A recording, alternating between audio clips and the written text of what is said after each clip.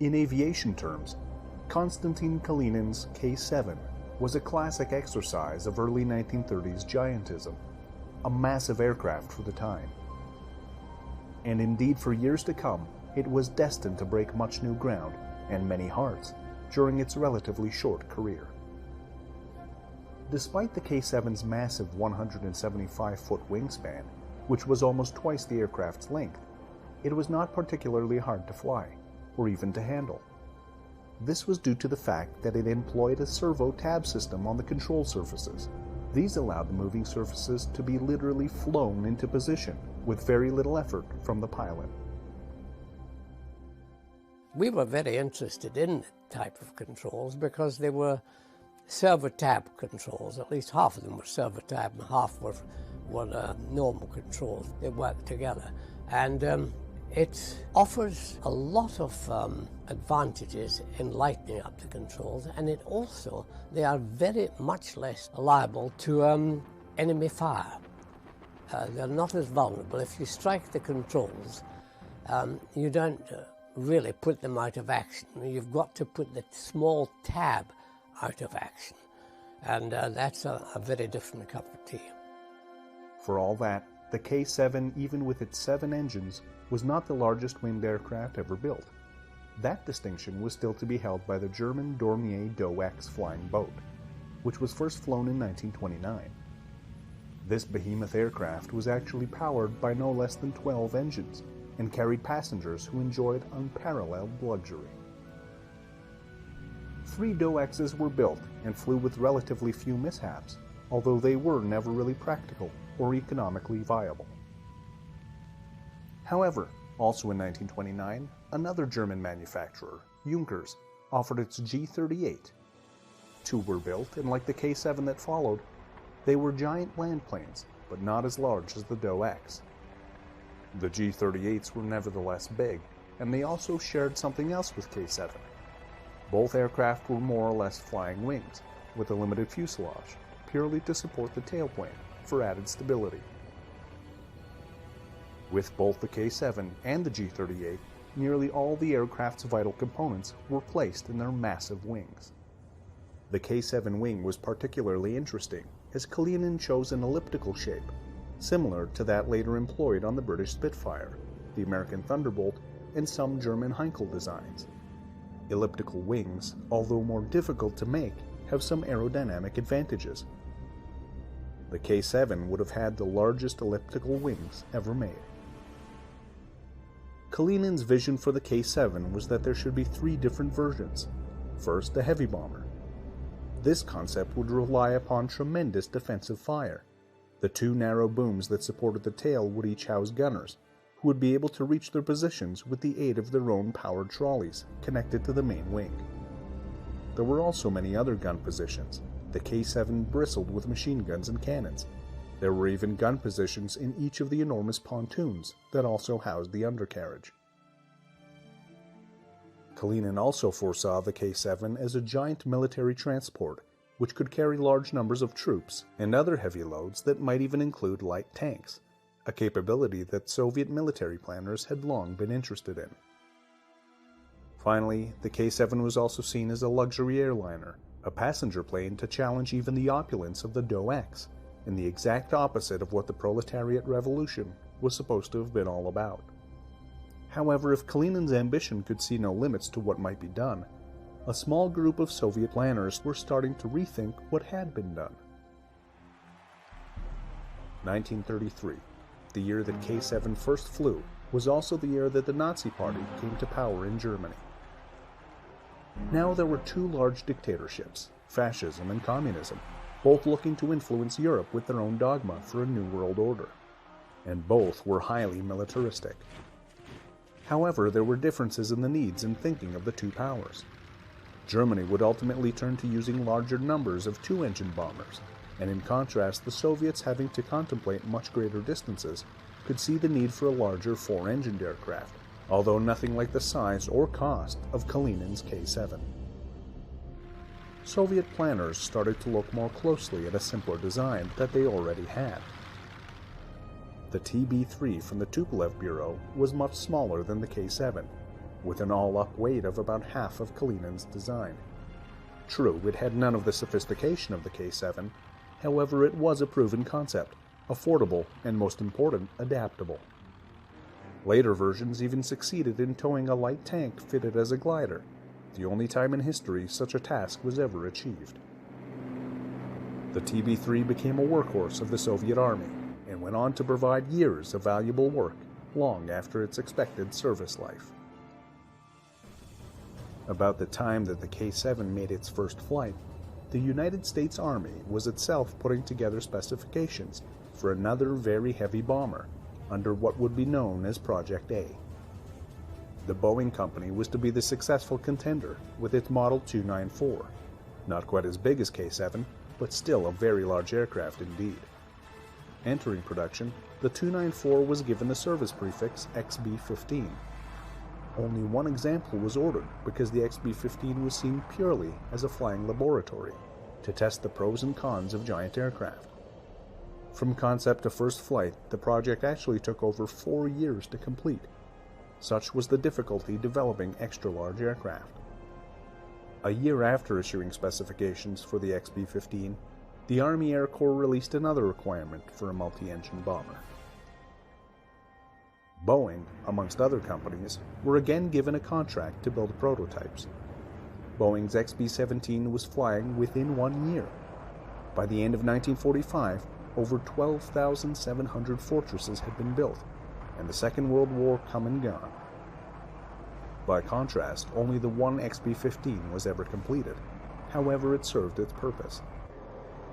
Both the US and the Soviets had adequately demonstrated that a large 4-engine bomber could be a practical proposition, but not if it was too sophisticated or too complicated. The B-17 and TB-3 were basic and reliable.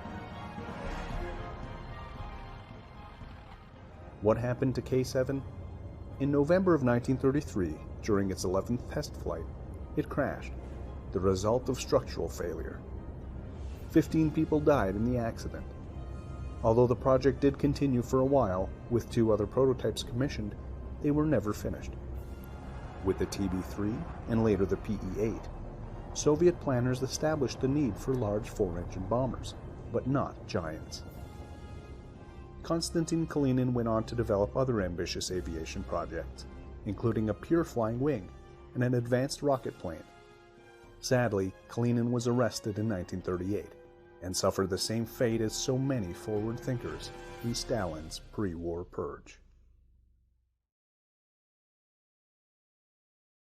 You guys wouldn't tell me what this is all about. Well, look what we have right here. You were a navigator, correct? Right. Well, we're getting ready to go fly, and our navigator called in sick today. So, would you do us the honor of going flying with us today? You're going to actually go flying? If you'll go. Well, sure I'll go. Well, Gary, would you like to go along? I'll go. Yes. You want to go on a ride? Sure I do.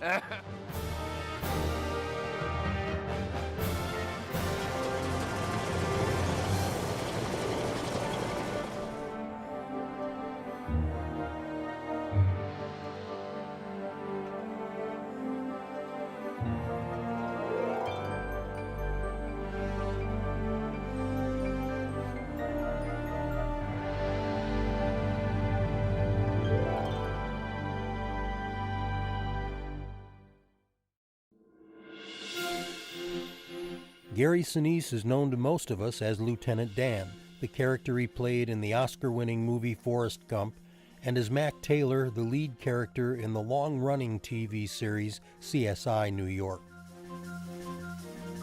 He is equally well known for his tireless support of our troops, veterans, and first responders.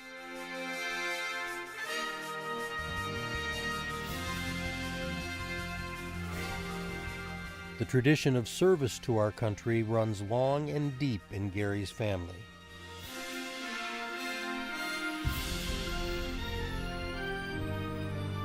His uncle, Jack Sinise, flew 30 missions as a lead navigator in World War II. Gary's brother-in-law, and close friend Jack Treese served 23 years in the U.S. Army, earning 2 Bronze Stars and 2 Purple Hearts. Jack served in Vietnam as a combat medic with the 101st Airborne Division. Sadly, both Jack Sinise and Jack Treese passed away this past October. General Patrick Brady knows firsthand the heroism of combat medics like Jack Treese. During 2 tours of duty as a medevac pilot in Vietnam, he flew more than 2,000 missions and rescued more than 5,000 wounded. For evacuating 51 wounded while having 3 helicopters shot out from under him on January 6, 1968, he was presented the Medal of Honor. In one of the most inspirational of all Warbirds in Review forums, General Brady and Gary Sinise will pay tribute to Jack Sinise, Jack Treese, and indeed all those veterans who risked all to defend us and to save their brothers and sisters in the field while the battle still raged. Providing a fitting backdrop for this presentation will be the Yankee Air Force's beautifully restored Yankee Lady, a B-17 much like the one in which Jack Sinise flew his 30 wartime missions.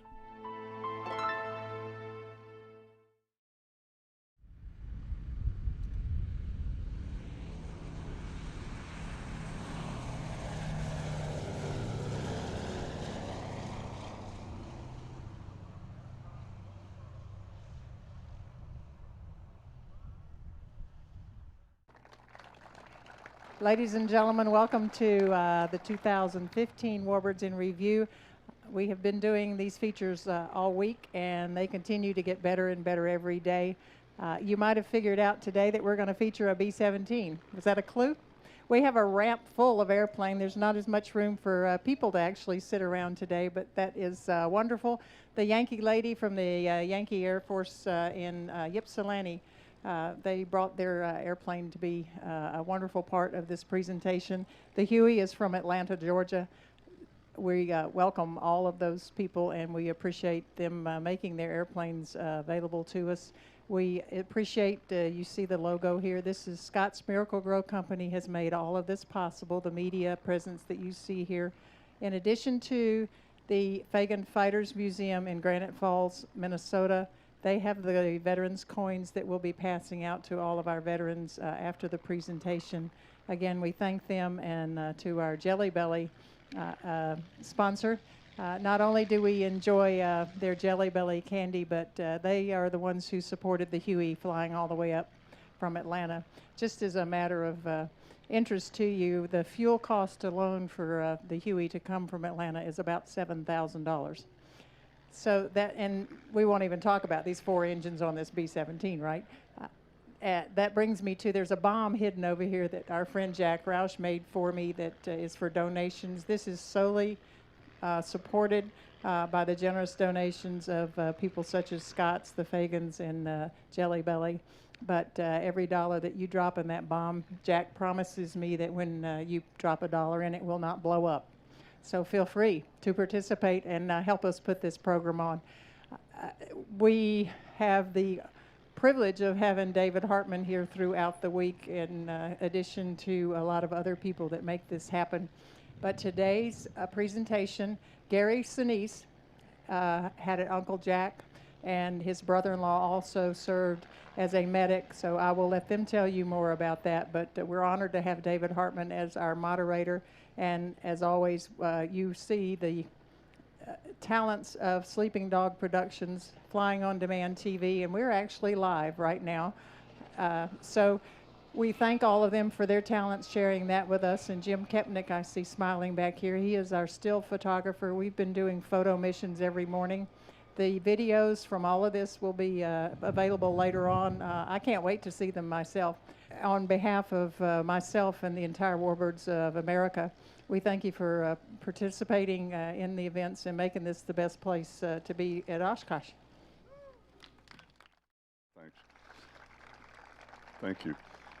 It is such a privilege to be here to share with all of you in honoring our veterans who have protected our freedoms for decades, our active duty personnel, and our civilians who restore these airplanes because they're committed to maintaining this history.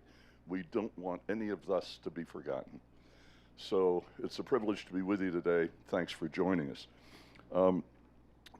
Gary Sinise, an Emmy, a Golden Globe nomination for an Oscar, just a few of his many professional honors. Of course, his Lieutenant Dan band continues to make us tap our feet and get up and dance in the aisles. They perform, by the way, tonight at 8 in the Boeing Plaza. That's 8 tonight. Gary, with his long commitment to honoring veterans, created his foundation, the Gary Sinise Foundation. His foundation serves our nation. It honors our defenders, our veterans, our first responders, their families, in fact, anybody in need. He is national spokesperson for the American Veterans Disabled for Life Memorial and a recipient of the Presidential Citizen Medal for his humanitarian work supporting Iraqi children. Welcome, Gary Sinise.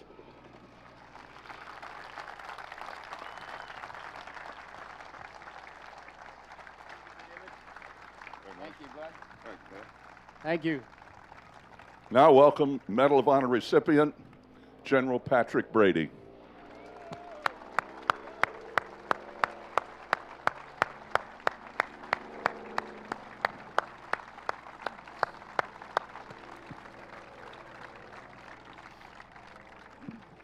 Gary, tell us about Jack Treese, your brother-in-law. How close were you to him? Well, Jack was more like a brother to me. I met Jack back in the early 80s through my wife. He married my wife's sister.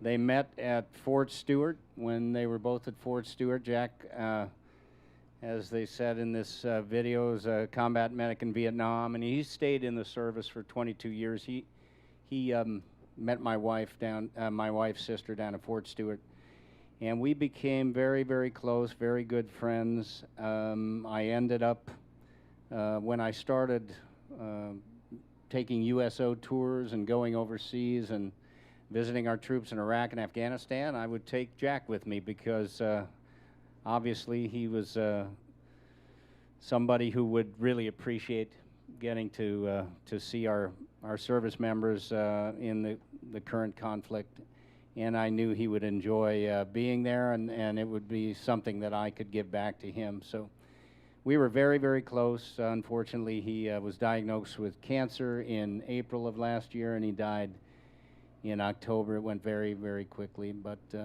I learned a lot from him about service and the Army, Vietnam, and a little bit about what it was like for him to be in service as a combat medic, although I'm probably going to learn a lot more today from General Brady because my brother-in-law, he didn't talk a whole lot about it, but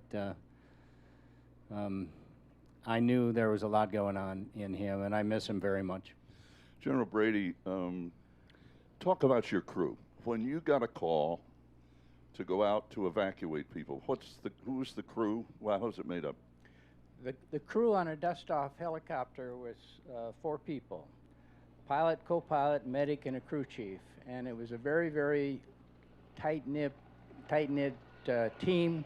We had to work together in all kinds of terrain and everything. I feel like I know Jack too. He was in Vietnam the same time I was. We were there. Of course, you all remember Bob Hope and what he did for the troops when he came to Vietnam. I can't tell you what that meant to me and to the troops that I served with. And this next to me, Gary Sinise, is the Bob Hope of today. And what he does for those troops is just wonderful. Now, Jack was a medic. He was a combat medic. And the combat medic on our aircraft saw more traumatic amputations, sucking chest wounds, belly wounds, probably than a lot of physicians.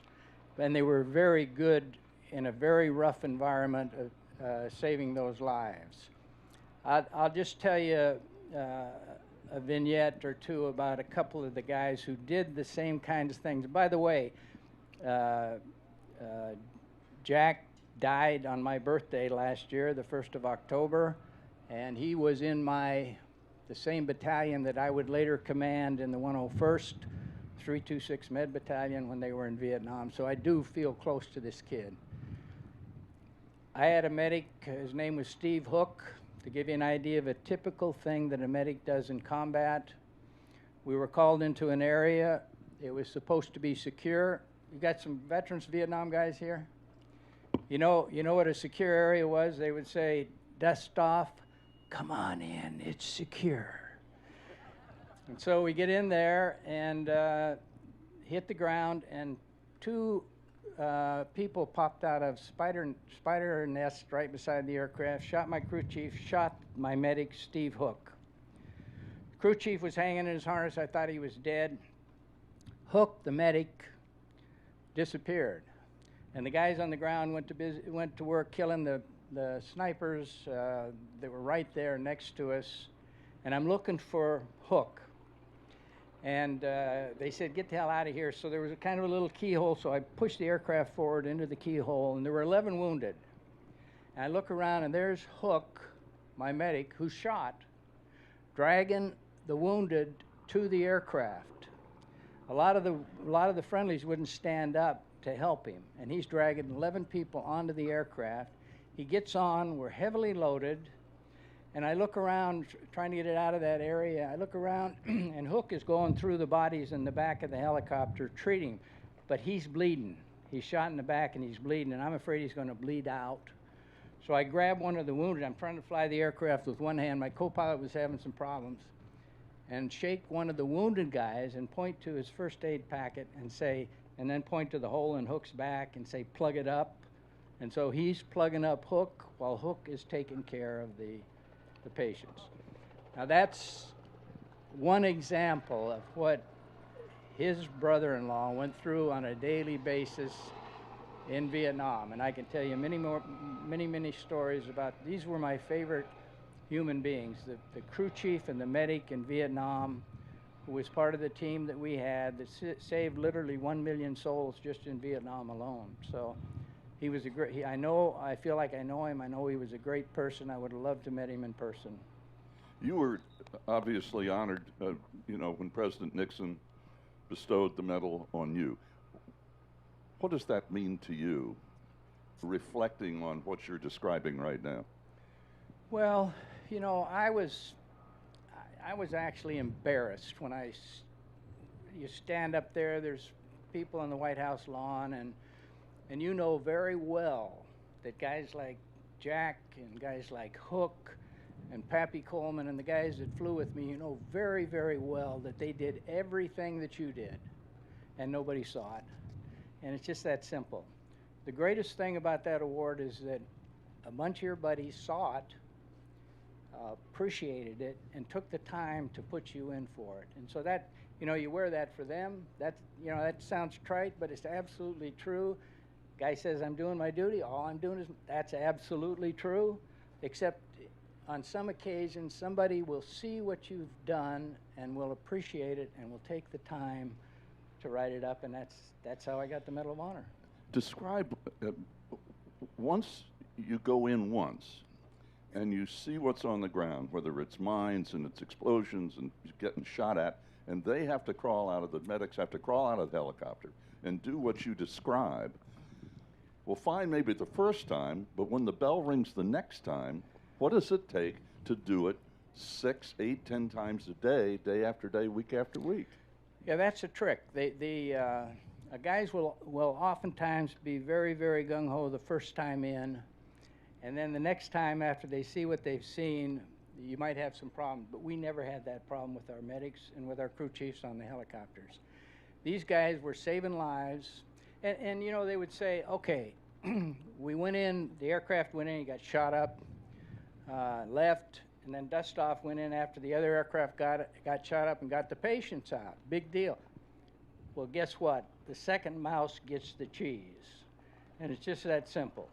The guys that would be shooting, by the time we got there, It was not that bad. We were able to go in using different flying techniques and be pretty secure about what we did. But the key to the kind of people that we had there's no experience in the world that can match the experience of saving another human being's life.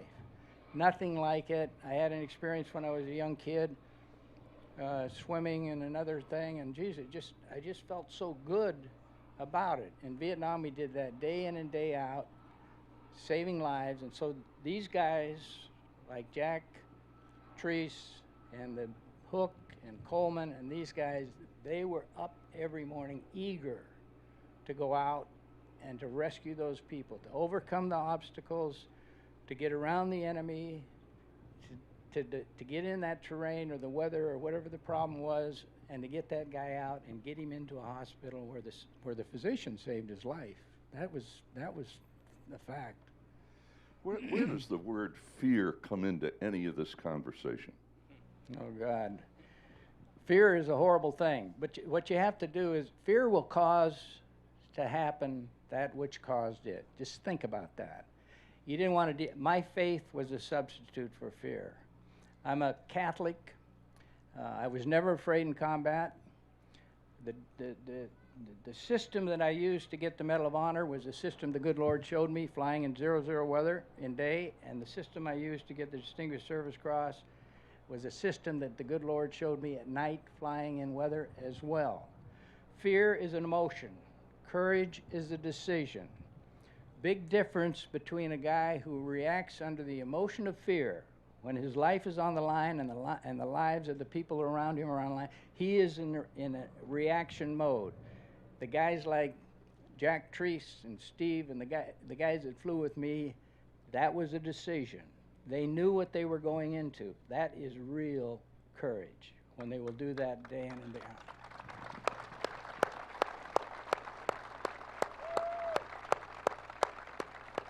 When you came back, after your second tour, and Jack, came back obviously around the same time, how were you received when you got back? Well, the good thing about what happened to us in Vietnam is that America was kind of ashamed of the way they treated us, and they're treating the guy today so much better. And you got guys like Gary going to take care of these kids. You got so many people who care about it. Now, having said that, the VA is not doing a very good job taking care of these guys. And you guys, and I'm going to tell the group, you need to get off your ass and get out and find people and elect people who are going to take care of this guy when he comes home. And that ain't enough. You got to take care of your buddy who's a veteran.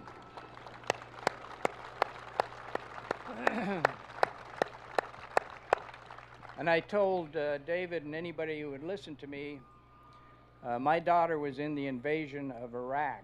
She was a second lieutenant. She was a medic just like I was. I've been almost dead a bunch of times, but I never went through what I went through when my little baby girl is in that invasion. I'm hearing through the media that they're being overrun, they're out of ammo, ambushed, all that bullshit, until I could finally get to a television station that told me the truth. But I never went through anything like I went through. And so that, to me, said, my God, my wife, the families of all the veterans who were over there, just think what they went through. We didn't think about it when we were over there. The guys never thought about it. We never worried about it. But when I saw my little girl go, that brought home to me. So the other thing, besides taking care of your buddies, is taking care of those families as well. They sacrificed their youth so that liberty might grow old. And they've got widows and they've got people that need our help. And as I said, we've been honored to death, for God's sakes. We need to take care of those like us who need our help and their families.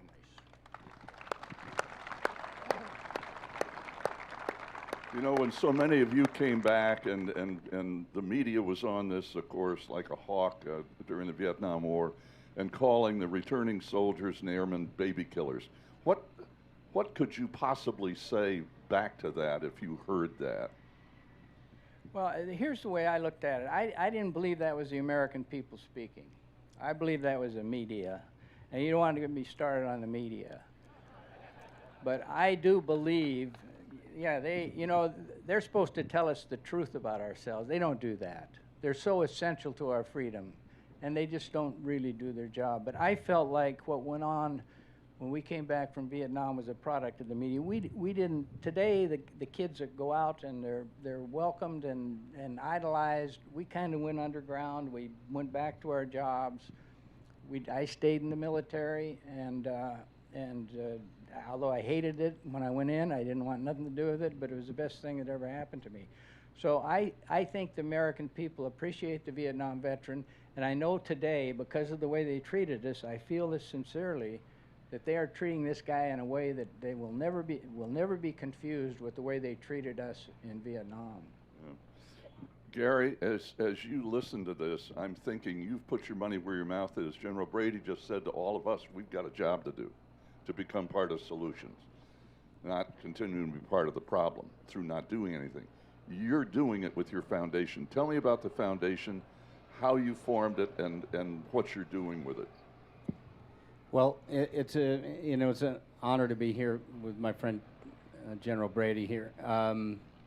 I am very much motivated by what you just said, Pat, which is the Vietnam veterans in my family are the ones that really opened my eyes back as a young man. Now, I have veterans on my side of the family. My Uncle Jack, World War II, and my Uncle Jerry was on a ship in the Pacific in World War II. My dad was in the Navy. My grandfather was he was an ambulance driver in France in World War I.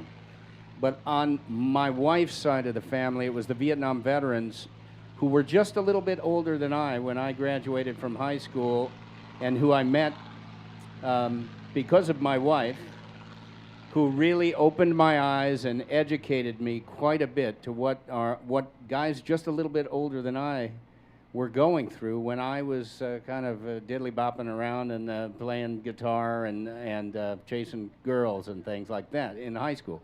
So when that happened, when I got this education from meeting her brothers and Jack Treese, her sister's husband, a lot changed for me.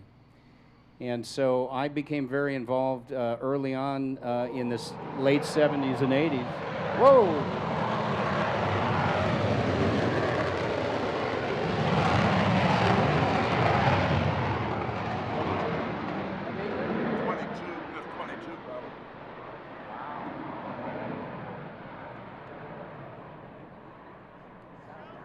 Sound of Freedom. That's it.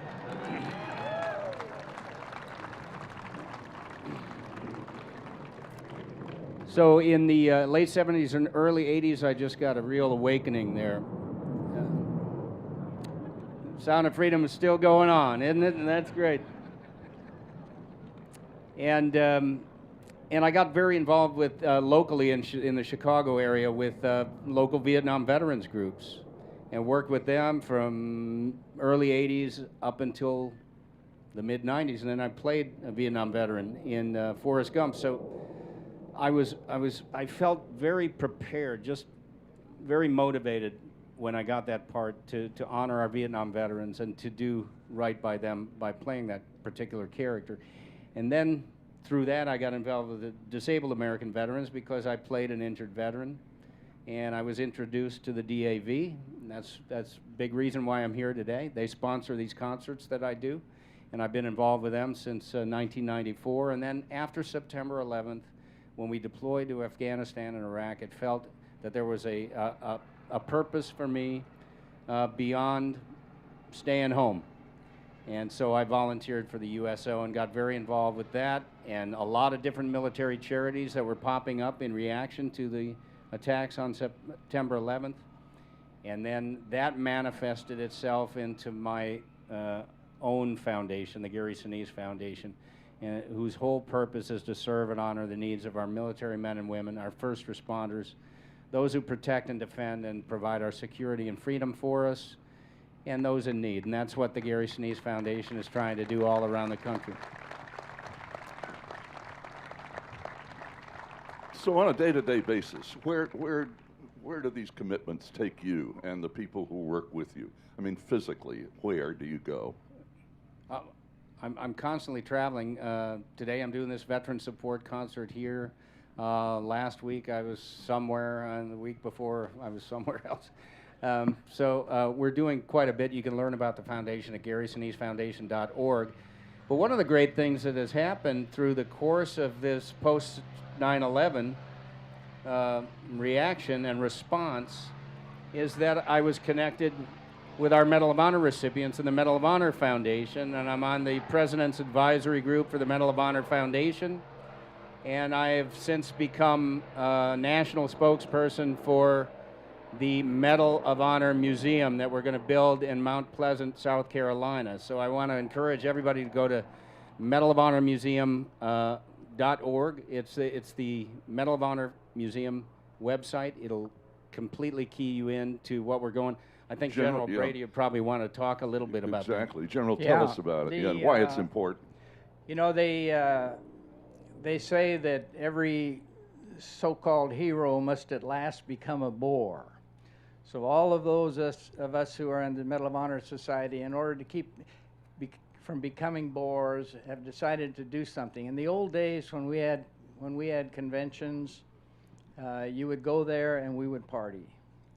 And when you party with guys like Pappy Boyington, Commando Kelly, Scooter Burke, these are world-class partiers. And we decided that, and Chief Childress, my God, I partied with him one night and I don't remember it. But we went to Philadelphia one time. And the mayor there, Mayor Rendell, says, would you guys in the Medal of Honor Society, we have a convention in some city around the United States every year.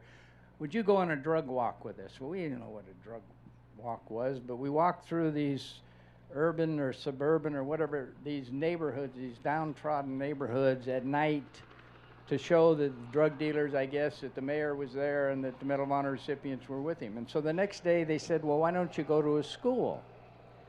So we did. We went to a high school in Philadelphia and we had to go through metal detectors.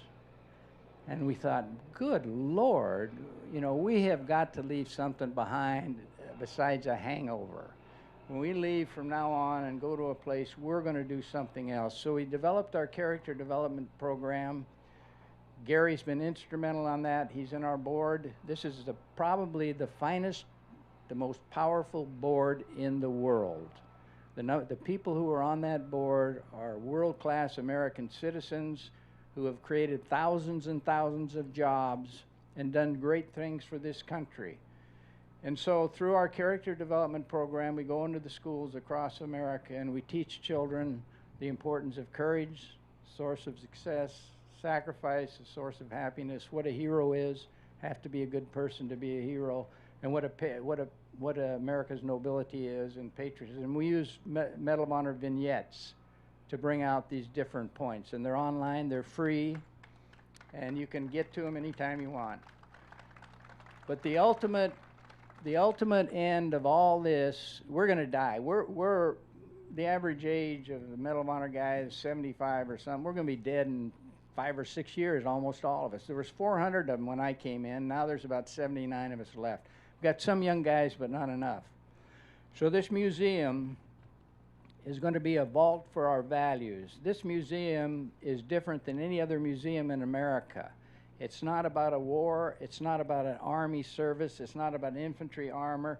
It's about all those things as represented by Medal of Honor recipients and the values that that medal represents. This medal, the other half token of this medal is courage, sacrifice, patriotism. That's going to be in that museum. And so that when a young man walks in the front of that museum and sees that Medal of Honor recipients, not only what they did in combat, but one of them's on Mount Rushmore. One of them was the first guy to fly with a gyro that opened up the airways for all the rest of us. This guy wrote taps. They did other things, and young people can do those same things in their life. They can be heroes in their life, and this is what we want them to take away. You go through this museum, one person, you come out the other end, a different person. Every one of us in our lifetime has met someone, somewhere, who made a difference in our life and made us what we are today. For me, it was the Christian Brothers of Ireland who just beat the shit out of me. And they finally straightened me out. But somewhere, somehow, somebody is going to make, and we hope that we through our museum and through. We couldn't do it without guys like Gary, and that's the end. That's my bucket list, and if I die at the dedication of the museum, I'll be happy. There are now a number of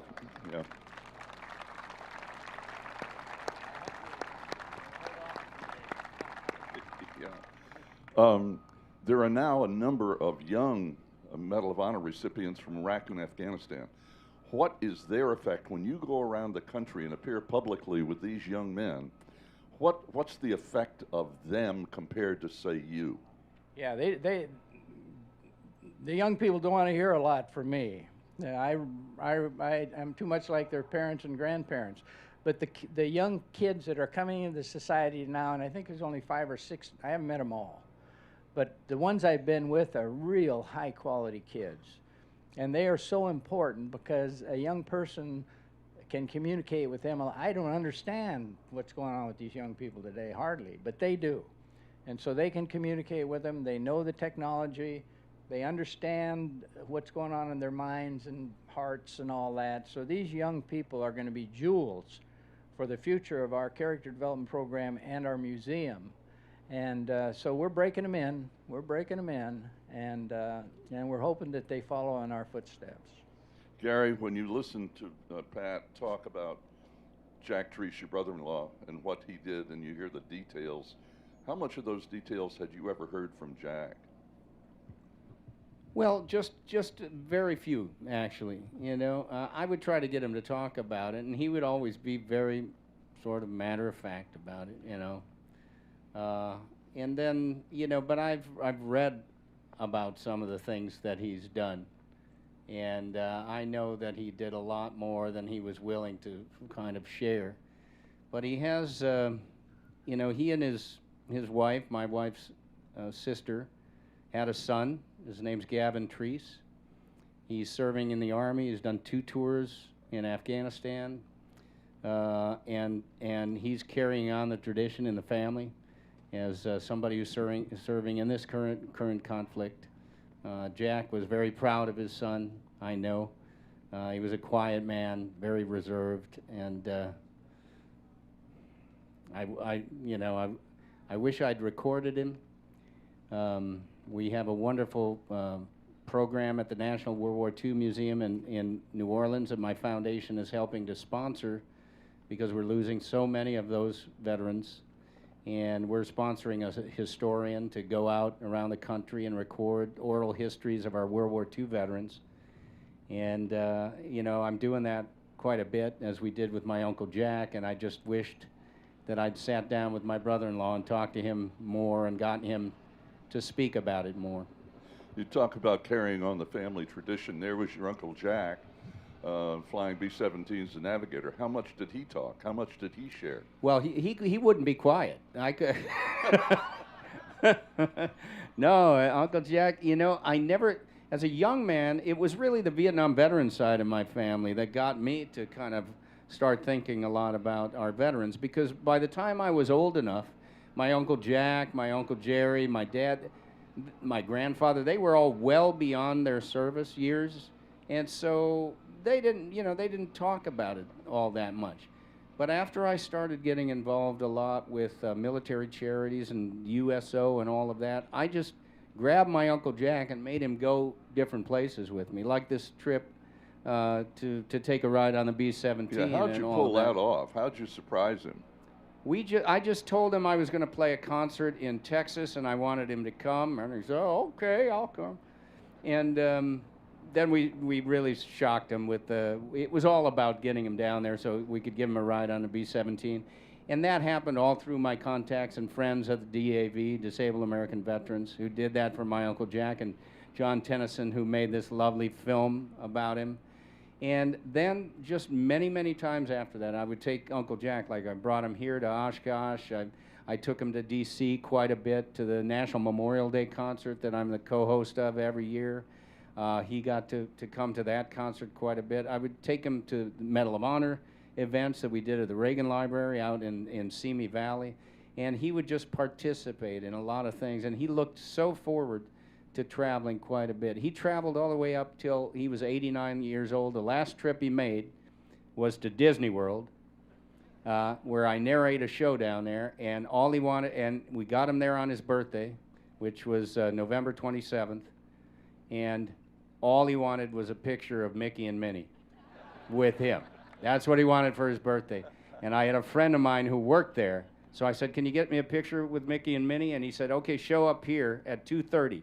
So we went and showed up at 2:30 at this little place. We went backstage, and the entire cast, 90 people from the parade, were all dressed up in their costumes and everything, and with a big sign, happy 90th birthday, Uncle Jack.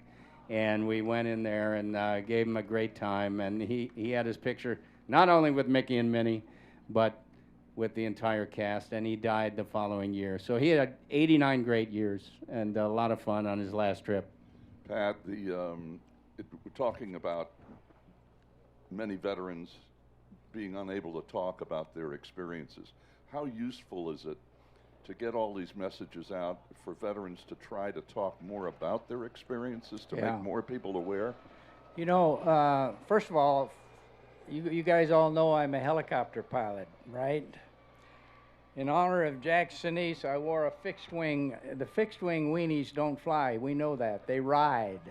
You only really fly a helicopter. Both arms, both legs. So in honor of him, I wore this thing. And but my dad was a veteran. He was with Darby's Rangers in World War II. And here's my take on it. I think that, and we started a program up in Washington State at a veterans hospital there, where we call it a partners program. And we would bring young people in from the schools, and the veterans are in the beds there, and the kids would go into the room and talk to the veterans about their experiences. I wish that I had talked to my father about Darby's Rangers, North Africa, Sicily, Italy, but frankly, I didn't want anything to do with the military or nothing about it. And so, you know, it's like the guy said, we amputate our memories, we don't talk to each other about ourselves or our past. We need to do that. And my experience has been that these veterans are happy to share their experiences if somebody will just ask them. Just go up to your grandfather or your father or whoever and say, hey, Dad, what was it like there in North Africa? Did you go up against Rommel? How about Sicily? How about Italy? And so the stories that I heard him tell were just jokes, you know, just robbing a bank so he could buy some oranges or something in Italy. But they are happy, and I believe that. There's nothing anybody does that there's nothing to be ashamed about. Nothing. Everybody has a problem with fear. But there's nothing that they should ever be ashamed of or afraid to talk about. Now, they see some horrible things, you know, that you just can't get around that. But you don't have to talk about that. Talk to them about the history of it. Talk to them about the lessons it taught them, the brotherhood that goes on between them and their buddies. There's no closer relationship. I'm sorry, Nancy. That's my wife. She's back there. But there's no closer relationship, really, than what goes on between men in combat. I can see a guy that we took us 38 years to find Pappy Coleman, just died recently. I walked up to him, it's like yesterday. The guy that I told you about, Hook, the shot in the back and the guy put the pad in it, he was seriously hurt another time, and almost by a miracle that I can't explain to this day, I found him, got him out. We see each other at least once a year, and if we hadn't seen each other in 10 years, it wouldn't make any difference. It's the same feeling, and one of the greatest honors of my life, really, was Pappy Coleman. This kid was shot 3 times, three Purple Hearts, 3 Silver Stars. He was with me on the Medal of Honor action. One time he was shot right through the lips. They jumped on him and said, Pappy, he says, not to worry, I just kissed the bullet that had my name on it. Jumped up, back to get the patients, in the minefield with me, his pants were on fire, he was almost blown through my rotor blades, back to get the patients, and I use him as an example of a good person. He left the Army with 18 years.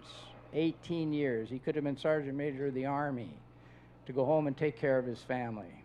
He's a hero, not because of 3 silver stars. He's a hero because he's a good person. And that's what's important about heroism. But anyhow, the great thrill was when he called me on his deathbed. And here I am, I'm watching my beloved Spurs kick Miami's ass. And all of a sudden I get a phone call from him. He's on his deathbed and he wants me to handle his funeral. He's now in the Aviation Hall of Fame. He's in the Dust-Off Hall of Fame. Marvelous human being. The only problem with it was they were burying him in Turkey Creek, Kentucky. They don't speak English in Turkey Creek, Kentucky. And to communicate with soldiers and to communicate with funeral people and to get bands and crap drove me nuts. But I was happy to do it for Pappy, I guarantee you. So talk to them. Don't be afraid to talk to them. They're happy to tell you their experiences. Keep away from the bad stuff, you know. I'm a guy that can't stand a needle, for God's sakes. I didn't think I would get through my first mission, but they did, I did, and they're more than happy to share the experiences with you folks. Just ask them. Ladies and gentlemen, how many of you are veterans? Yeah.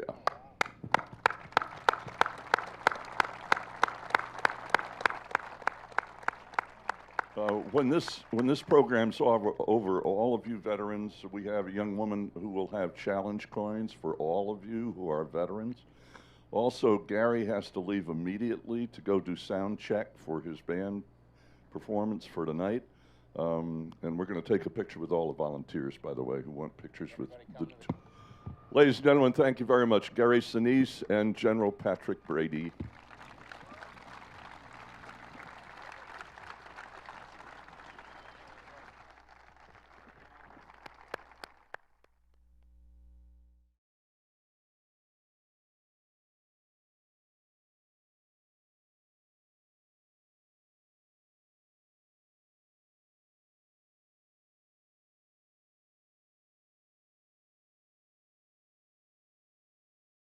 If we look it up here, we can see the nose, and that's also the Norden bomb sight, the famous Norden bomb sight. And if you see over here on to his right, the bombardier, there's a stick up there, and that's the controls for these 2 guns that we have in the chin. And as I said before, they were in there only on the G model, and that was to ward off the head-on attacks by the Germans. Now, the bomb sight is famous for making these precision bombing, but it didn't work that well. So if you hit within 1,000, 2,000 feet, you were lucky. Sometimes you missed it by a mile. So we really didn't have precision bombing, even though the papers said we did. If we come on further around here, you can see this gun here, this gun here. That would be the navigator's. He would grab that gun, which it couldn't go with a range of these 2 50 calibers. And over there would be the bombardier if he was not manning these guns and wasn't flying the airplane, which he did on the final run, he would have those guns. Right. If you come on over, you look in here, that is where the navigator would be sitting, right there. He could sit out, he could look out through there. Through this hatch, when the pilot and the co-pilot and the navigator and the bombardier got in the airplane, they would actually open that hatch. That ladder, they did not have a ladder. They would throw their parachutes in there, they would grab it, and they would just swing themselves up in the airplane. Okay, when we're making our walk around, these 2 scoops right here are the air scoops. That's goes through here, it goes through the turbocharger and into the engine. The turbocharger allows this engine, these engines are 1,200 horsepower. It allows this airplane to operate to 25 to 30,000 feet. That was unusual in this day because this airplane first flew in 1935. So you have the scoops here, and what we're looking for is to make sure nothing's in there. We don't have a duck or a bird or somebody threw a beer can or something to that effect in there. These are our engines. There's 9 cylinders in it. It's 1,200 horsepower. There's over 100 horsepower in each one of those. It's a very reliable engine. The people that flew it during the Second World War, they thought this was probably the most dependable airplane that they'd ever flown. If you see the black over here, That was for the de-ice boots that they used. Sometimes they were on there, and most of the time they were off. They took them off. So we look in here, and by the way, this airplane, the average airplane that was over there, it was beat, the leading edge was beat up. This airplane is pristine compared to what they looked like when they flew them. So they were working on them as they flew their missions back. They were working on them, and they didn't care what they looked like. They just wanted to make sure that they were mechanically fine. So we look over at the gear. The gear on this airplane is electrical. The flaps are electrical. Everything in here is electrical except the brakes. The reason that is because Boeing figured, and this was even in the B-29, that if you lost a hydraulic line, you were going to lose everything if it was all hydraulic. So they made it electrical to make it more simpler. So you have a backup system on the gear. If we lose the electric, if we cannot get it, drive it down, there's a crank up there, and we have a drive out, and you can crank that down with 269 turns. And I know that because I've cranked it down one time. You know, we're looking at the gear. We're looking to make sure that it's over center, looking for the general condition. The brakes on this thing are expander tube. It's like an inner tube with brake pucks on the outside of it. And then you have hydraulic pressure that expands that, and that's how the brakes are. The squealing that you hear on the movies is legitimate. You can still hear it when it taxis, it goes squeak, squeak, squeak. That's a B-17. This is called B-17 smuts. It comes out of the airplane. If you'll see one drip right there. If it's not dripping, then it's out of oil. It's supposed to drip a little oil. We don't really have a limit, but we would try to, if it burned over a gallon in an hour, we'd try to find out what's the matter. On the line, you can change a cylinder on this airplane in about 2 hours. So it's a very dependable engine. And this is your exhaust. There used to be a shroud on here. They attempted to heat the airplane at one time, and it didn't work out. So there was no heat, there was no oxygen.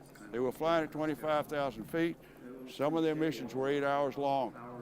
The bum load, depending on how far it was and how much fuel you had to put on.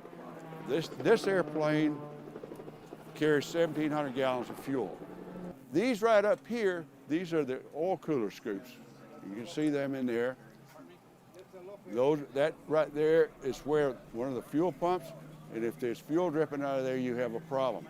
If you look underneath here, if you want to get underneath here, Rich, and look underneath here, this is the turbocharger right there. This turbocharger, the exhaust comes through here, and there's a turbine in here, and it turns it just like it would a turbine in a dam, and it goes out here. That turbine has another turbine that actually compresses the air so that you can fly at higher altitudes. So that's a very important feature of this airplane. I don't know if these turbines work on this one. We had ours disabled because we didn't need them. We weren't going to fly above 14,000 feet. Some of these airplanes still have them operational. We didn't. We had disabled them. And you're looking for this thing. You're looking for obvious leaks around here that are not there. I mean, we've got a little oil leaking out of here, but that's normal. So that's not a problem. So we come on around and we're looking to see if anybody put anything up there. A bird is flown in there. We're looking for leaks around the prop hub or right in here. It's a reliable prop, so you don't have much problem with it. Over here, you've got your scoops, more your scoops over here. That is your air scoop for this engine right here. And our landing lights, and there you can see the boots over here. And it also has fabric controls on it. And as we said before on some of the other ones, that was for two reasons. Number one, because it was light, and secondly, because it could be repaired real easy. You just put a piece of what we would call duct tape now on it, and it's ready to go. Otherwise, if it was aluminum, you'd have to put an aluminum patch in there and rivet it and all that stuff. So that's why it operates that way. Now this is that hatch that I was telling you about that's in the radio compartment. There was a 50 caliber machine gun that would slide out on a rack, and he could come up here. Sometimes they took him out because the guy would get excited and he would shoot the damn tail off the airplane. So some of them didn't have that. And the B-17G, as far as the guns are concerned, they're staggered. The other side is up here because even though it looks big, you get inside of it, it's not big. So it's staggered so that one man wouldn't get in the way of the other one. It's the waist gun. And like I said, on the F model and the earlier models, that was open, and the guys were actually freezing to death. The earlier models had a blister up there with a stationary gun. And this, when I was talking about the dorsal fin, that's the dorsal fin, this part right here. The original ones, the tail just went straight down. But that gives you a lot more stability. And let's see, tail wheel, there's not much you can say about the tail wheel. The tail wheel's retractable as the main gear is. So you got that. And we come on around and let's look. And the tail's kind of unique. The horizontal stabilizer is kind of unique in this, that it's reversible. I can flip this, take this out, flip it over, and this would be the bottom on the other side, and this would be the top. So that was so that interchangeability of parts.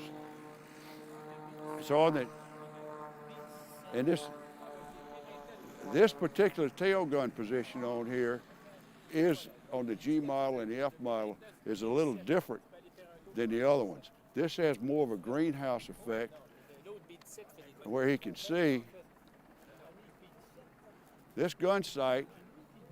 Here's the gun sight, and this was in the latter stages of the war. It was a computer gun sight. It was a mechanical computer, and they could crank in the altitude, and if they being attacked by Focke-Wulf 190s, they knew what the speeds were. They would crank that in, and that would give them an automatic lead when they were tracking the fighters.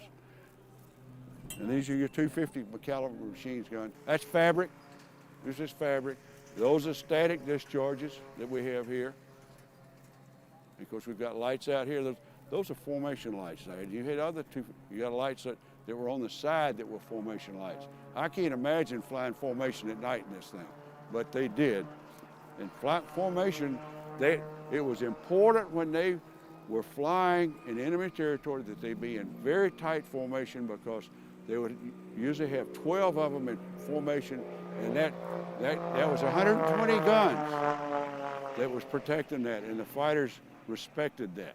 But if there was a straggler, he's the one that got it. He was the impala that was behind the herd, so they would pick on him. And this door here is where the waist gunners, the ball turret gunner, and maybe the engineer, but the tail gunner, that's where they would come in. And they had their chutes, and most of them wore their chutes, except, or had their chutes real close by where they could snap them on, except the ball turret gunner. He had to leave his out. If they had problems, somebody had to crank him out of there and get him out and put that on. So to my mind, other than being claustrophobic, that would drive me nuts, worrying about somebody getting me out of that thing. But that takes us back to the wing root. Of course, these engines are the same, and that completes our walk around.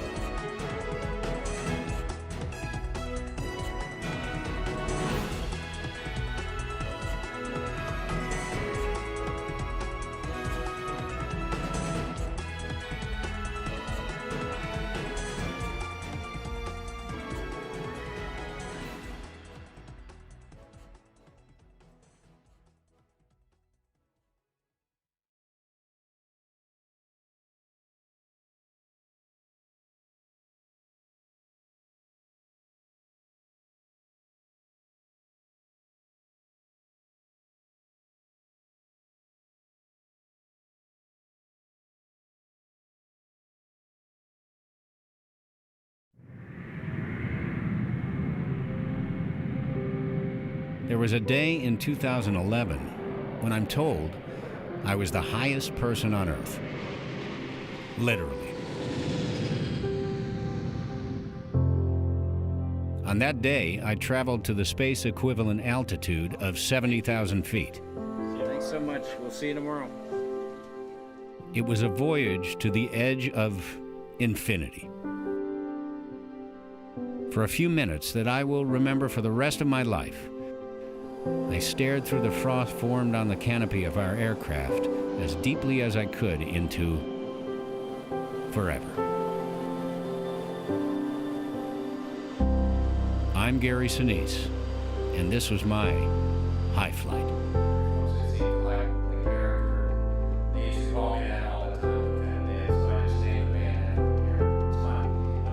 Thank you so much. There will be a time on Wednesday when you're the highest person on Earth. Congratulations on that. Yeah.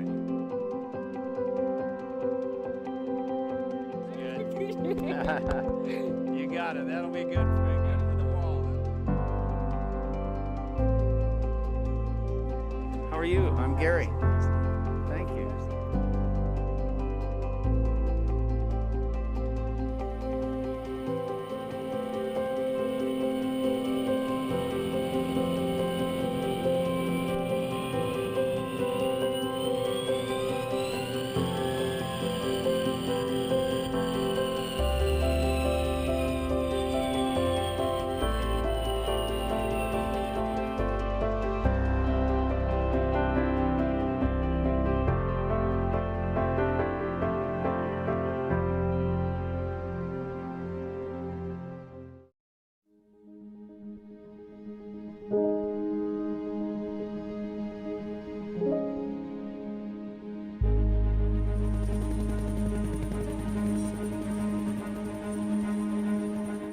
Over the years, I've been blessed with many opportunities to visit our servicemen and women in the distant and often dangerous places where they live and work. In 2010, through a friend of mine who worked for the USO, I was invited to take a flight on the legendary U-2 spy plane. As enthusiastic as I was, I didn't fully realize all that a U-2 flight involved.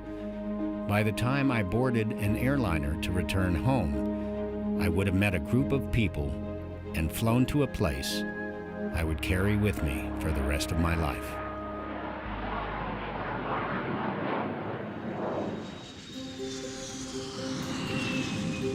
Beale is an 86,000-acre base that was opened in October of 1942 as an Army training site for armored and infantry divisions.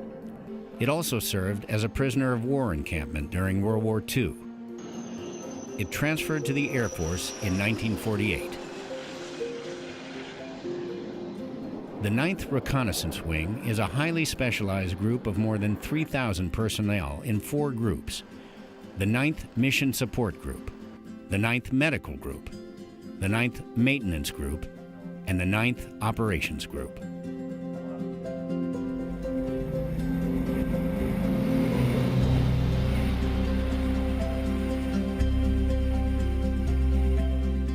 And Beale is headquarters for our U-2 program. The U-2 Dragon Lady is one of the most amazing defense systems ever developed by the United States.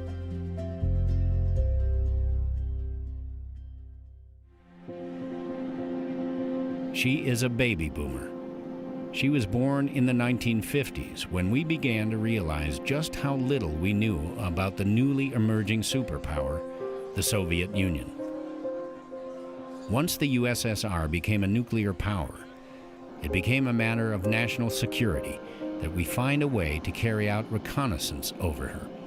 Doing that meant flying at an altitude higher than any defensive aircraft or surface-to-air missile could reach. That meant flying to a height considered the very definition of space. Design of such a watershed airplane became a priority of the legendary Kelly Johnson at Lockheed Martin's Advanced Development Programs, better known as the Skunk Works. Johnson was an aeronautical genius, who developed over 40 aircraft, including the P-38 Lightning, the P-80 Shooting Star, the F-104 Starfighter, and the SR-71 Blackbird. The U-2 program, like many successful military programs, began in the political environment. So after World War II ended, obviously political tension develops between the Soviet Union and the United States. There was very little known about the interior of the Soviet Union. So in 1953 to 54, the United States secretly ballots a program to produce an airplane that can fly above the suspected ranges of surface-to-air missiles at that time. And Clarence Kelly Johnson and his skunk works come out, and he says, I can take an F-104 Starfighter. I can take that fuselage, and I can take the wings off, and I can marry it to extremely efficient glider wings, high aspect ratio wings, long, thin wings that are extremely efficient up high. Their target altitude was 66,000 feet.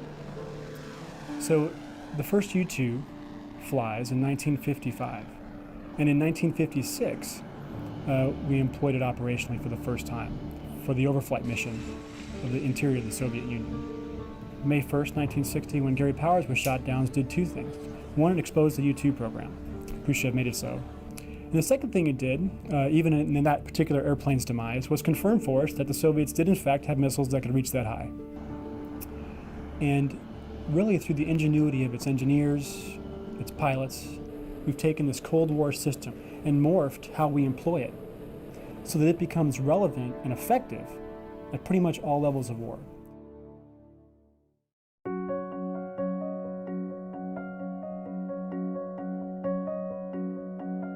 In the over 50 years of the U-2 Dragon Lady's existence, barely 1,000 pilots have ever flown her. So this wall is all of our solo wall. Every pilot that has soloed the jet, been alone and unafraid in the U-2, has his name and his solo number up on a plaque. On another wall in Beale's Officers Club are the portraits of those who have lost their lives while serving in the U-2 program. This is truly sanctified ground. I was starting to understand what a rare opportunity I was being given.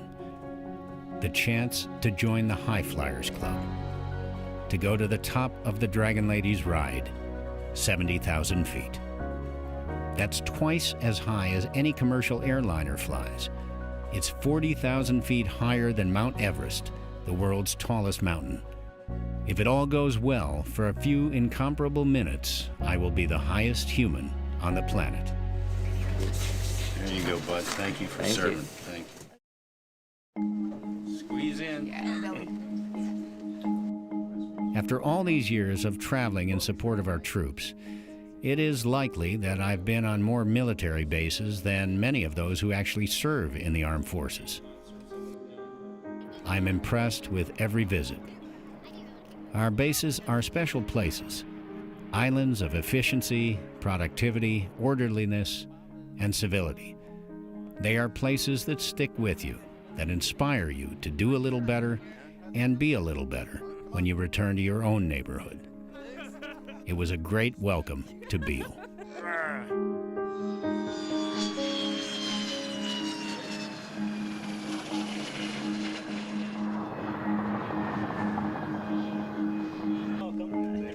The first steps you take to get to 70,000 feet are toward the flight surgeon's office.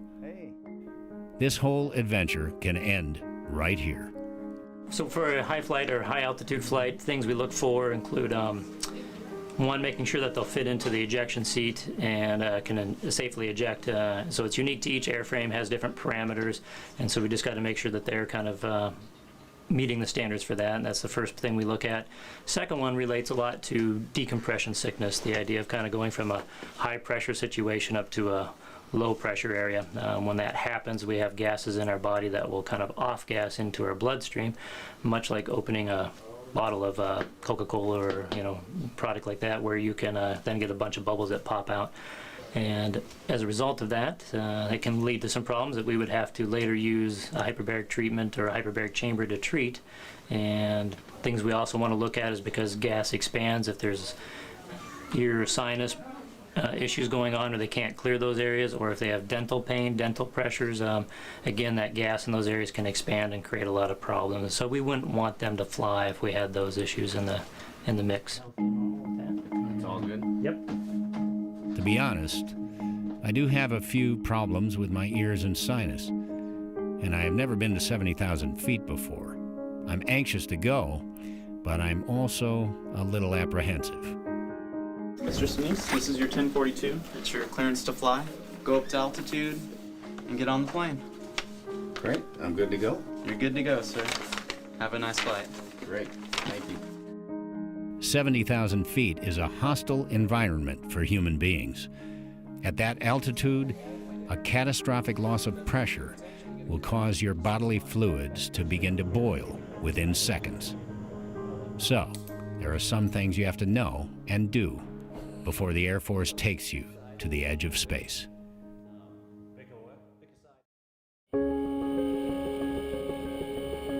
Jay Ford will be the pilot for our mission. Confident, measured, calm, prepared, irreverent, funny.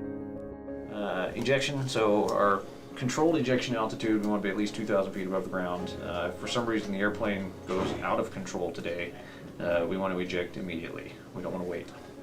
No, but I'll let you know if that happens. No. Please do. Yes. Physiological incident, so if at any time during the flight you're feeling bad or funny, or you just have any questions about, hey, why do I feel this way? Ask. We know. So, bad news does not get better with age. And especially if it's, bubbles in your brain and spinal column. So, we can do a little bit to fix those. So, let me know, and if you're having any sort of GI problems, let that gas out as it's starting to build up. Don't hold it in, and keep holding it, and then things can get messy. Yeah. Thank you, mister. Appreciate it. Hi, guys.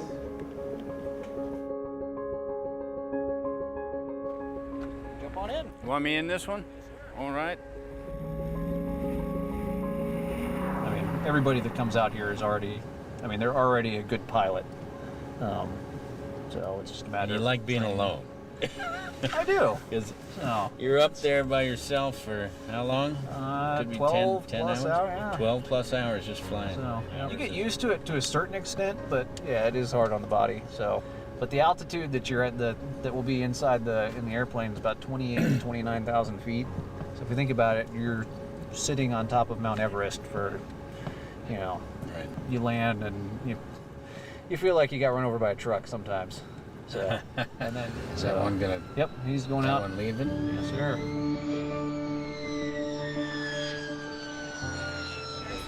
How are you? I'm Gary. Nice to meet you. Thank you. Darcy. Thank you. Hi. Welcome, sir. Name's Heather. Going to be teaching Heather? you about the full pressure suit today. Fantastic. Thank you. The physiology briefing is an attention getter, to say the least. I started learning what can happen to the body at altitude, and I was introduced to my newest best friend, my spacesuit. Basically, open this guy up. You should be able to feel that it's open. And go ahead and just add a little bit of air volume. Close off the suit just a little bit. You'll feel the suit. You don't want to fully inflate it, but just add a little bit of extra. A loss of pressure in the airplane instantly makes the spacesuit my life support system. There are any number of dangers to humans at 70,000 feet, which can result in a very bad day. Will somebody be asking me how I'm feeling, or and I'm just describing what's going on with me? Absolutely, yeah. So Jessica's gonna... There's hypoxia, which is deficiency in the amount of oxygen reaching the tissues. At first you feel euphoric, just before you become totally incapacitated. Decompression sickness. This is what scuba divers call the bends. It too can be fatal. Altitude sickness.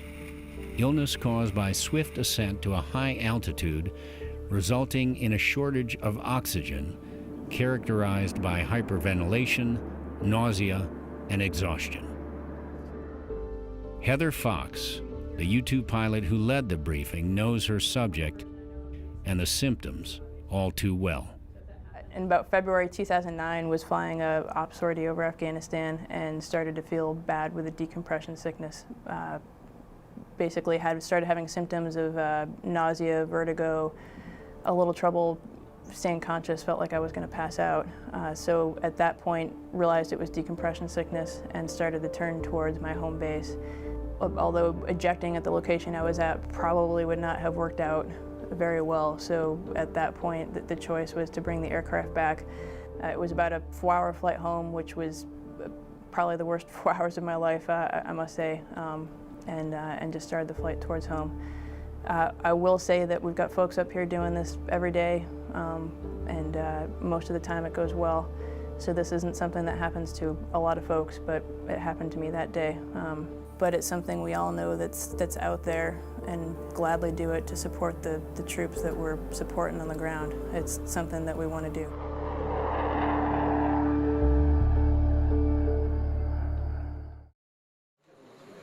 They call getting fitted for your spacesuit integration, and it is a process.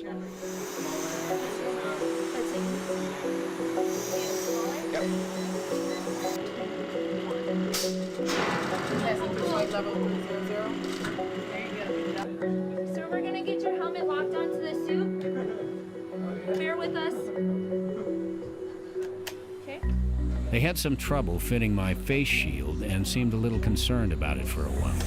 Now, so when you put the mask back on, just press on, because there's an aluminum strip around your face, so you might want to just press down so they actually conform to your face. Sorry? It should go like this. And breathe. 1.1, 800. All right, that was successful. We're moving on. Yay! The Barca lounges they use are really comfortable, but after you lie there for a few minutes, you have a little time to reflect. I remember one of the crew asking what I was thinking. To be honest, I was thinking, I'm glad my wife doesn't know all that's involved in this. You start getting ready to fly by pre-breathing pure oxygen. You do 10 or 12 minutes on the elliptical machine to really start sucking it in. This pre-breathing of pure oxygen eliminates the nitrogen from the blood and tissues, minimizing the risk of the bends I mentioned earlier. Once this process starts, you can't breathe normal air again. You have to hold your breath while putting your helmet on. Then carry the auxiliary unit with you, so you continue to breathe only pure oxygen.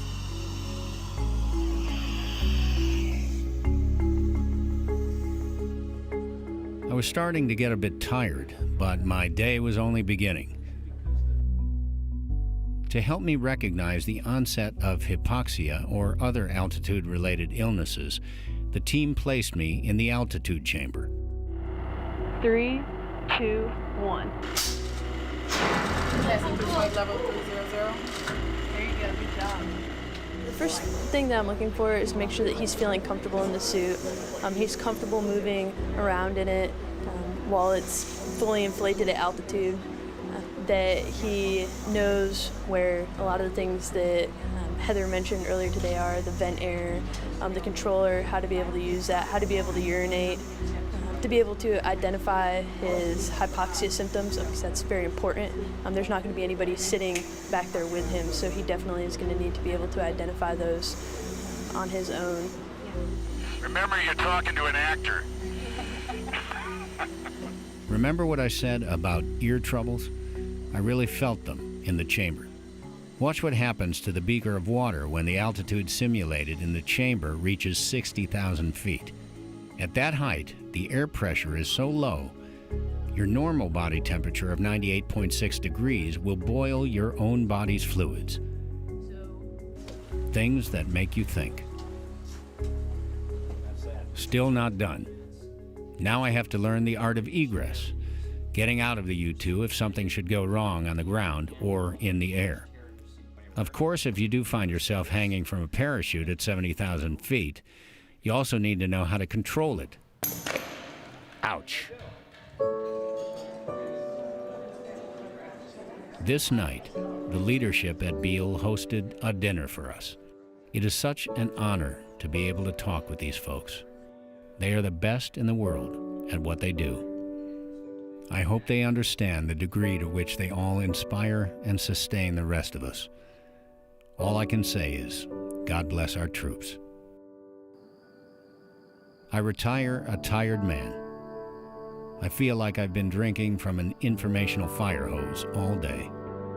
It all kind of runs together. I don't know how much I actually remember. If something did happen, would I really be able to save myself? Well, there's no turning back. Tomorrow, I will visit a place I have never seen before and will likely never see again. It all starts to feel slightly surreal. I'm certainly ready to sleep.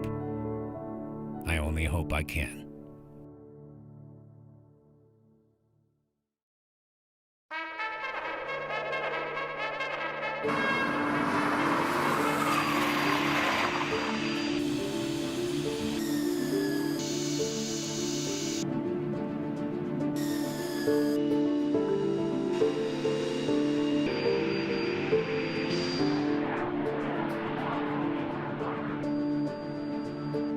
In many ways, it's just another day at the office for my pilot, Jay Ford.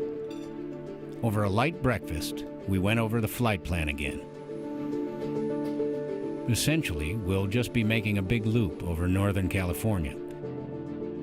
The apprehension I took to bed last night has left me. Let's do this.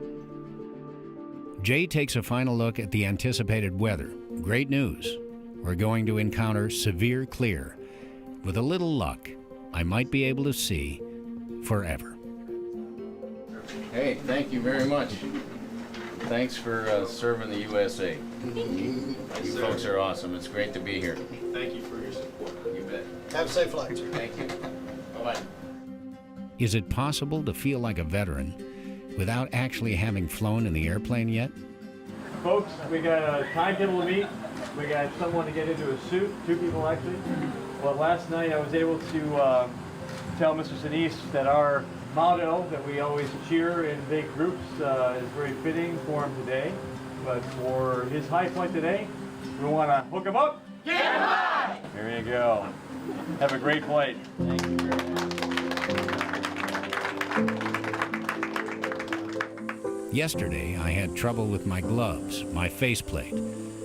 I fumbled the fitting of those personal collection devices everyone always is so curious about when one is wearing a spacesuit. I worried about holding my breath long enough to put my helmet on and get the pure oxygen flowing through it. But today, well, I feel like I've been here before.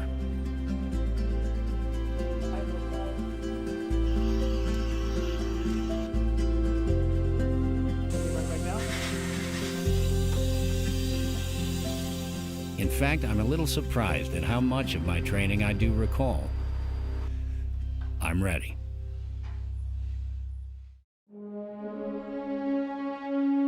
This is so cool. I admit it. I've always been a space groupie. When I was preparing to play astronaut Ken Mattingly in Ron Howard's Apollo 13, I got to meet Jim Lovell and a number of the astronauts.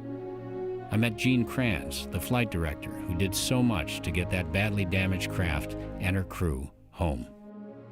I sat in the NASA mission control room where it all took place and let my imagination have its way.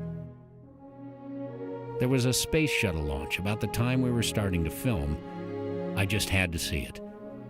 I flew down to the Cape and just went out by myself to stand with the others who had gathered to watch.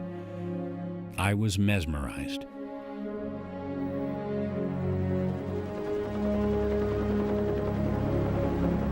I watched the ignition, this great and terrible belch of smoke and fire coming from the huge nozzles at the bottom of the shuttle and its tanks. There was a slight delay while the sound and shock waves rolled across the water to the observation area. When they hit, I could literally feel them in my chest, clear to my heart. What an emotional experience. I'm truly sorry for anyone who did not have the opportunity to see a shuttle launch in person. As an actor, I'm used to playing parts. The spacesuit certainly brings back memories of roles I'd played. But this is no role. It is about to get very real.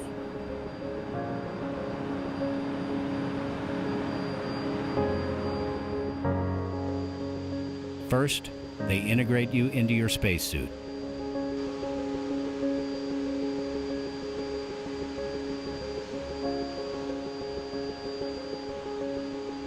Then you and your spacesuit have to be integrated into the airplane. Press the button there.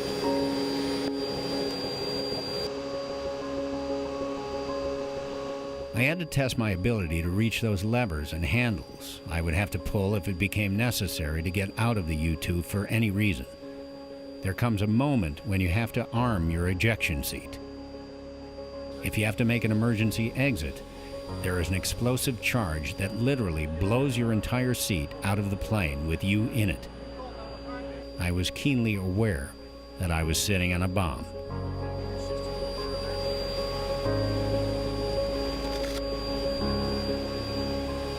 Your engine start is approved, cleared to Beale Airport as filed.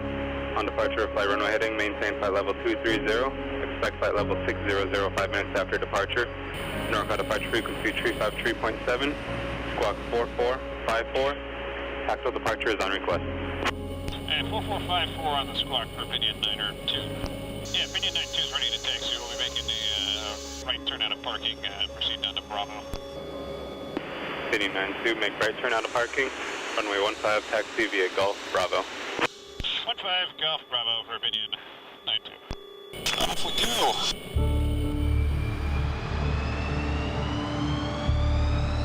So begins a journey like none other I have ever taken. The traditional salute to the dedicated ground crew that keeps this extraordinary bird flying. I know the camera crews are out there somewhere. Whatever happens, there'll be pictures. And there are the chase cars. Funny thing about the U-2, it is flown by one pilot, but it can't actually be flown by one pilot. That's because when the U-2 tries to land, its high aspect ratio wings do not want to stop flying. The only way to get it back to the ground is by effecting a complete stall at just the right height over the runway. So other U-2 pilots in chase cars, called mobiles, must race along and tell the pilot in the plane exactly where he or she is in relation to the ground at every moment. Look at those incredible wings. They are so long they have to be supported by little wheels on the ends called pogo wheels. The pogos have to cleanly drop off as soon as the plane is airborne, and then be removed from the runway. That is why the chase car mobiles are needed on takeoff as well. Build tower, stand by, sir.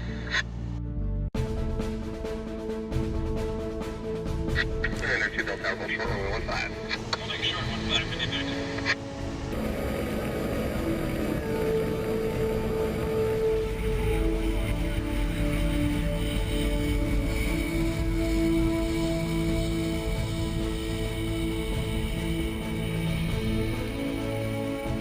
Opinion 92, check. 2. Yeah, Opinion 92, 15 at Bravo, holding short ready. Opinion 92, task for departure approved, runway 15 and 16 at 6, cleared for takeoff, change departure.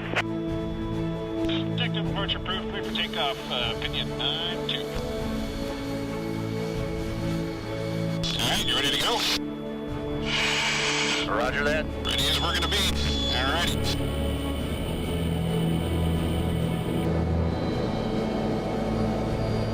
We are cleared to go.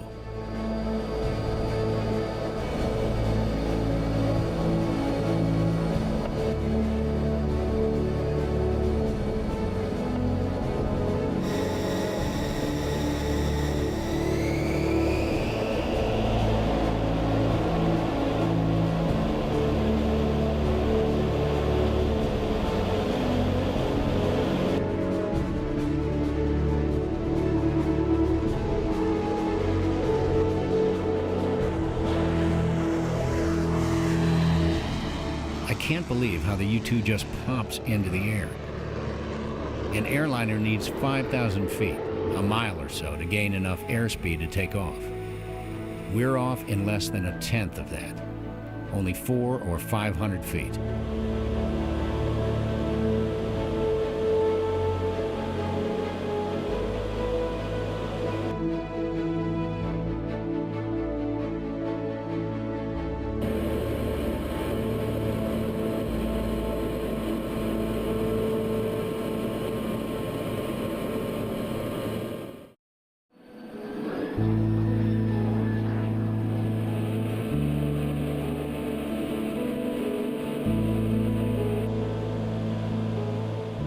This U-2 is so smooth, I almost feel serene inside it. Yet the altimeter clearly shows it is climbing like a homesick angel. Okay, good morning. Pinion 92 with you. 3,000 climbing 230. Pinion 92, Dr. Bird, try to contact. You looking outside?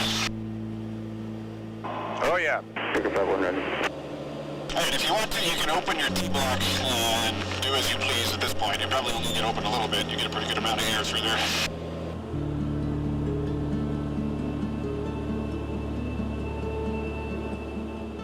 It sounds strange to say it, but so far the flight feels like a relaxing breather from all the intense training I've been doing for it.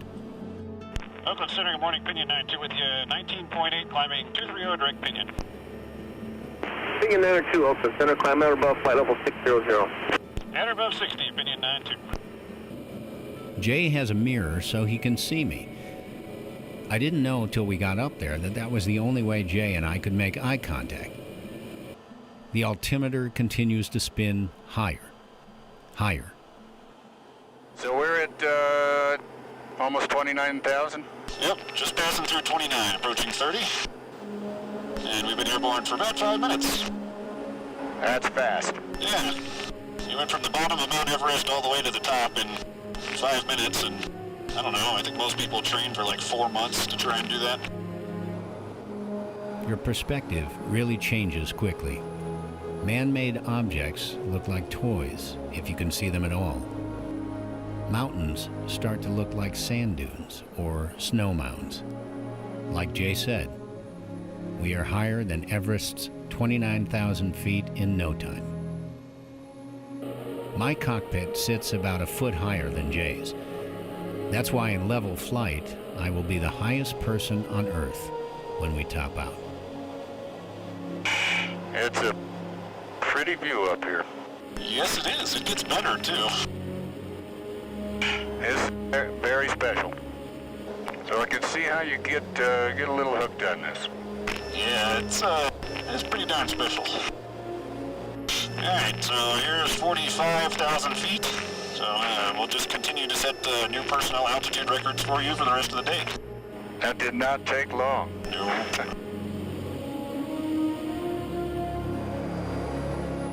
Alright, so there's 50,000 feet, or cabin altitude, so your body it's sitting at is at 24,000 feet, almost 25. So we'll gain over another 20,000 feet, but cabin altitudes can only get you up about another 5. Very comfortable right now. Yeah. Yeah, Pinion 92 passing 52,000 feet in the green. Airlines copies in the green. Mobile copies in the green, have a good flight. Thank you.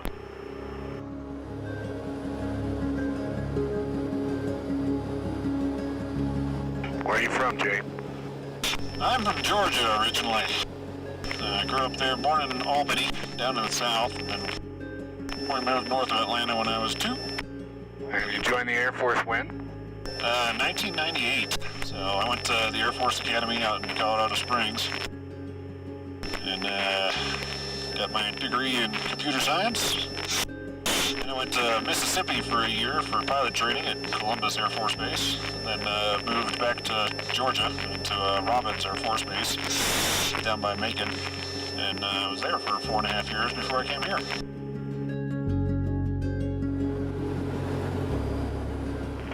Okay, well, fairly. Yep, there's 60.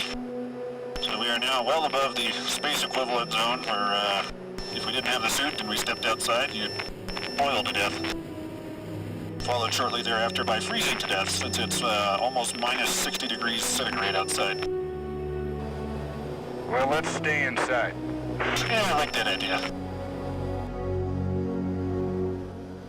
The U-2 is not an easy airplane to fly. The thinner the atmosphere, the faster the plane has to go in order for the wings to provide adequate lift. To maintain the required airspeed at 70,000 feet, the U-2 has to fly at the top edge of its speed envelope. If it drops by even 5 or 10 knots, the wing can stall. If that happens, the plane can become uncontrollable. U-2 pilots call this narrow operating window the coffin corner.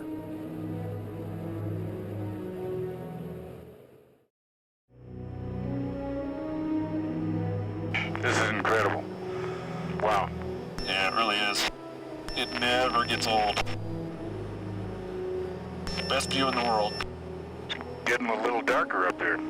Yes, it is. Yeah, if you look up towards the sun, the sky is pretty much totally black up there. And then as you look closer to the Earth, where most of the atmosphere is, since we're above most of it now, you get that nice thin blue line of all the stuff that keeps us alive. But do stay hydrated. Okay, I'll keep drinking. I'm making movies back here. Awesome. We are really up here. Wow. Oh, yeah. Coming up on 66,000.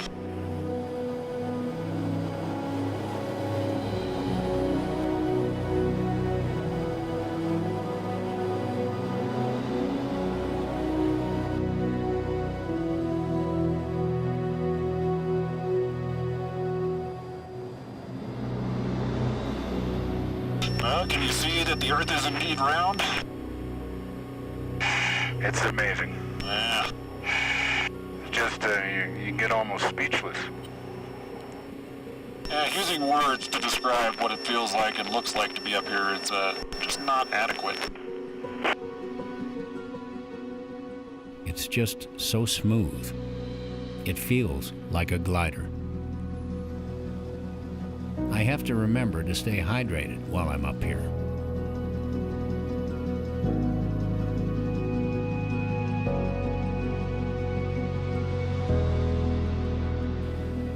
At 70,000 feet, we are twice as high as any airliner I have ever flown in.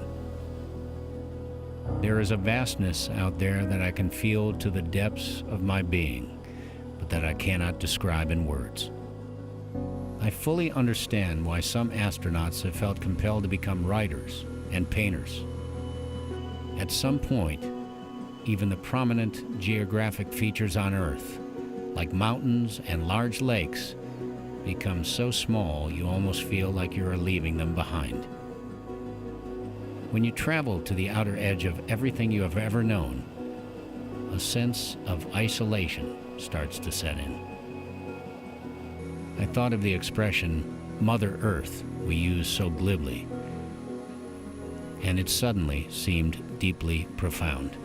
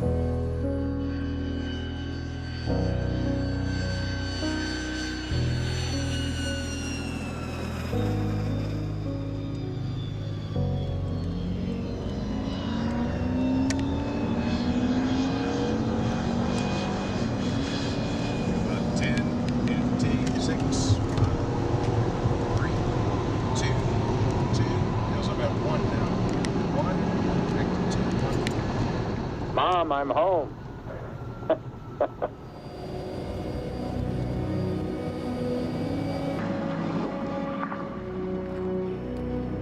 awesome. That's fantastic.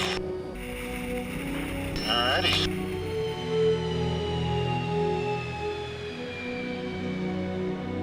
Incredible. Wow. Look at that reception party.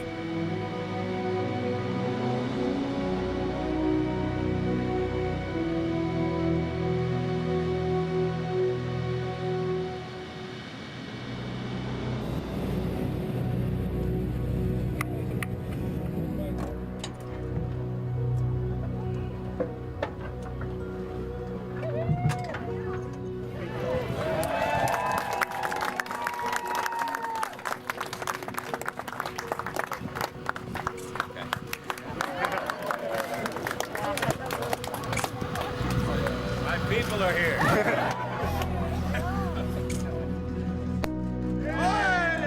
I return to God's good earth a different person.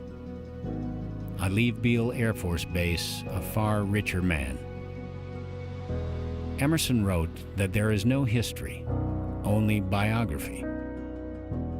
There are hundreds, if not thousands, of biographies attached to the U-2 Dragon Lady. From Kelly Johnson to Francis Gary Powers to Jay Ford. There have been thousands of dedicated airmen on the ground that have kept her flying. There are countless gallant soldiers who are alive today because a U-2 was there to tell them what awaited them over the next sand dune. I leave Beale, as I leave so many military bases, with a deep and profound appreciation for those who serve our country in harm's way. Remember, this is an all-volunteer force. These are men and women who believe so deeply in the core principles of America, they willingly offer their lives to defend them. No greater love has any man or woman than to lay down his or her life for another. I thought about that up there on the purple edge of space with my life in Jay Ford's hands. And I thought about it when I touched back down on the ground after seeing the Earth in a way I had never seen before and will likely never see her again. I'm Gary Sinise, and that was my high flight. I wish you could have been there.